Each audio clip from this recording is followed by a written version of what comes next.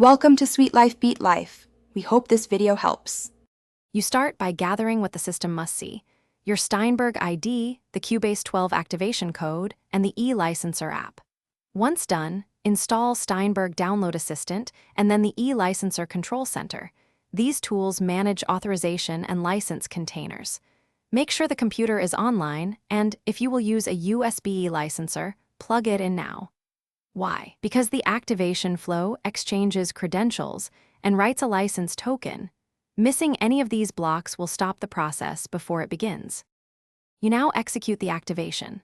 Sign into Steinberg Download Assistant with your Steinberg ID, select Cubase 12, and choose Activate or enter activation code.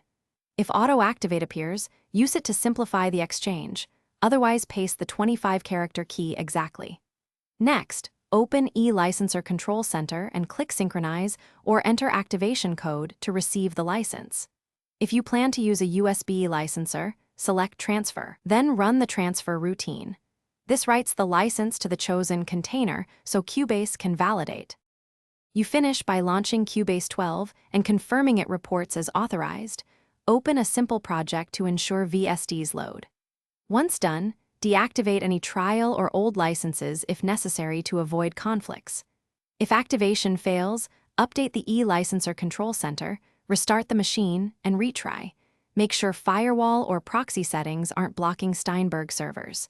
And if a license appears stuck, run eLicenser maintenance or use the Steinberg license recovery tool to repair the container.